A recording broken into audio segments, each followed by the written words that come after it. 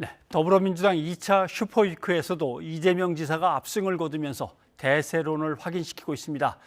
야권 경선에서는 보신 대로 때 아닌 주술 논란이 일기도 했습니다. 정치권 소식 최영일 평론가와 함께 살펴보도록 하겠습니다. 어서 오십시오. 안녕하세요. 예.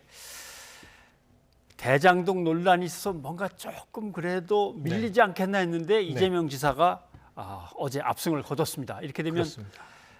누적으로 한 55대 35 정도 되는 건데 그렇죠. 본선으로 갈 가능성이 확 높아진 거죠. 가능성이 높아졌습니다. 사실 그 지난주에 말씀드릴 때 이제 지난 주말 어제 그제가 분기점이다 이런 얘기를 드렸어요. 분수령을 넘었는데 사실상이 이제 좀 추격전이 따라 붙어졌더라면 호남 대첩에서 이낙연 후보 쪽이 만족스럽진 않았지만 전남 광주에서는 그래도 아주 박빙의 1위를 했고요. 그리고 이제 조금 격차를 좁히는 듯 했습니다만 다시 벌어져 버렸습니다. 제주, 부울경, 인천 모두 다 이제 이재명 지사가 압승을 했고요. 심지어 2차 슈퍼위크 선거인단 표가 굉장히 많지 않습니까? 그런데 이제 이 표 중에서 적지 않은 표 58%를 이재명 지사가 득표하면서 누적 득표로 보면 말씀하신 대로 지금 54만 표를 넘겼습니다. 그러니까 매직 넘버라는 것을 한 71만 표 정도로 보고 있는데요. 그럼 이제 남아있는 경기와 서울, 남은 경선, 그리고 이제 남아있는 마지막 선거인단 표 중에 17만 표 남짓만 이제 이재명 후보가 획득하게 된다면 사실은 이제 결선 투표 없이 본선 주자를 확정짓게 되는 상황입니다. 이재명 지사는 대장동 의혹을 국민들이 그렇게 받아들이지 않는다. 오히려 지지층 결집만 더 확고해졌다. 뭐 이렇게 얘기를 하는데 그렇게 봐야 되나요? 뭐 그 정도 적어도 민주당 지지층을 중심으로 지금 경선이 벌어지는 것이고 아직 본선은 아니지 않습니까? 그러니까 본선에서 상대 쪽은 완전히 다른 입장이죠. 180도 다른 입장이고 국민의힘 쪽은. 그리고 중도층의 국민들이 어떻게 바라볼 것인가. 대장동 개발 의혹을 이것은 지금 이제 일단 물음표를 찍어놓고 결집 효과가 더 강해진 거는 확실합니다. 그리고 이재명 후보도 대장동 문제가 오히려 커지면 커질수록 더 강한 발언을 하고 있거든요. 그러니까 저는 이게 주요한데 이 결집하는 효과와 믿느냐 안 믿느냐를 떠나서 후보가 날아오는 화살에 대해서 이걸 회피하려고 하면 그 동공지진이라고 하죠. 흔들리는 모습에 대해서 지지층이 불안해하는데 이재명 후보는 오히려 강하게 받아치는 중이에요. 이래서 오히려 대통령이 되면 공영 개발을 내가 더 강화하겠다. 차라리 이 어떤 민간 이익을 더 많이 환수하겠다. 그리고 이게 아무리 이 유동규 전 본부장이 구속됐을지라도 오늘 그 얘기를 했습니다. 그 인사관리 책임은 분명히 성남시장이었던 나에게 있다. 유감을 표명했는데 사과하진 않았어요. 오히려 그럼에도 불구하고 당시의 공영개발은 유일한 성과이다라고 이제 강조를 했습니다. 그러니까 이런 강한 발언에 오히려 지지층들은 좀 동요를 멈추고 결집하는 거 아닌가 싶습니다. 그 유감 표명하는 그 장면을 한번 보죠. 어떻게 얘기를 하는지. 관리 책임은 당시 성남시장이든 제게 있는 것이 맞습니다. 살피고 또 살폈지만 그래도 부족했던 것 같습니다. 공정한 특검을 빨리 선임을 해서 그분에게 수사팀 구성도 맡기고. 돼지 눈에는 돼지가 보이는 겁니다. 자기들은 이런 일에서 안 먹은 일이 없거든요. 안 해먹은 일이 없기 때문에 야, 이재명이가 설마 안 해먹었을 리가 있겠냐라고 생각하는 거죠. 좀 묘하게 돌려서 야권에 대한 공세는 강화를 하는군요. 오히려 본인의 행정적인 책임은 유감 표명을 했습니다. 오히려 강하게 인정하는 것 같았어요. 살피고 살폈는데 결국 이런 일이 벌어진 것은 사실은 유감이다. 자, 그런데 문제는 오히려 말씀하신 대로 이 대장동 게이트의 주적을 야권으로 돌립니다. 그러니까 뭐냐면 그들은 이런 이권 사업에서 안 해먹은 적이 없다 이렇게 규정을 하면서 그러니까 더 강하게 적폐를 청산해야 한다라는 메시지로 지금 이걸 묘하게 바꾸는 거예요. 그러다 보니까 이제 이재명 후보는 굉장히 자신 있구나.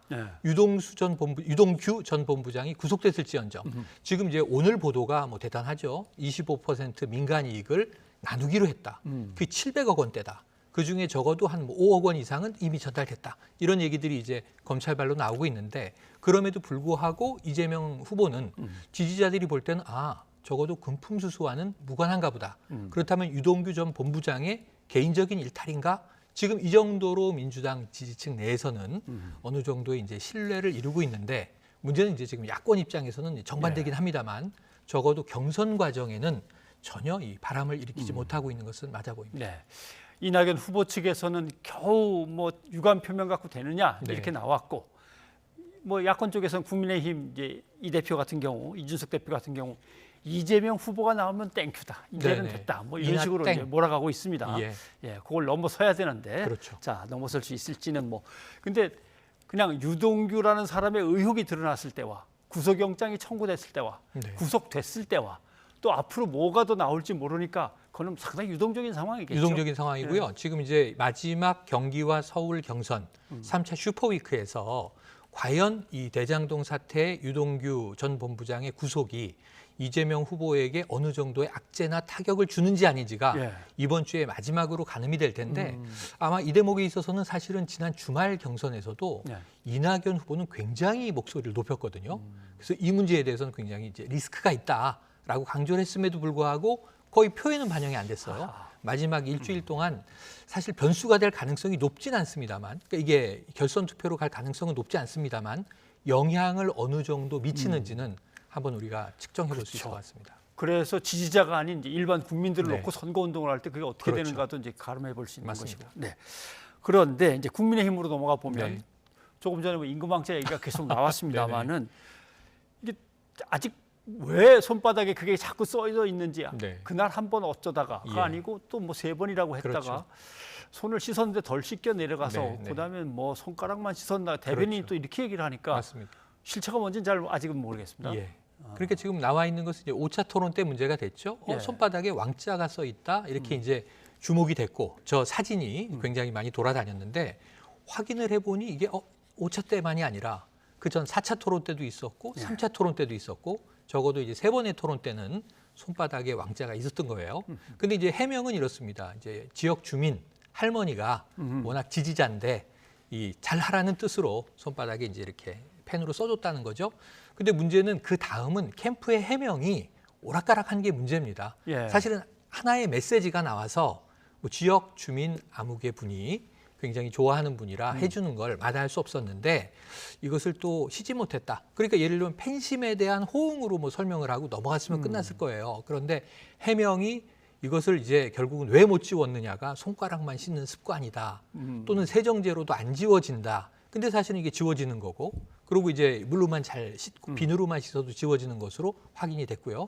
그러다 보니까 자꾸 거짓말 논란이 커진 거예요. 그래서 제가 보기에는 이것은 해명이 화를 더 키운 셈인데 사실 어찌 보면 해프닝이나 이게 코믹한 하나의 그냥 소재로 넘어갈 수도 있고, 근데 지금 문제는 이제 여당에서 강한 비판, 이 대통령 깜이겠는가라고 하는 이슈로 지금 부각시키기 전에 자당 내에서 같은 야권 내에 그렇죠. 이 라이벌들끼리 주술에 의존한다라든가 무속을 신봉하는 거 아니냐라든가 이런 경우에 대통령이 될 수 있겠느냐. 오히려 강공은 같은 이 진영 내에서 나오고 있거든요.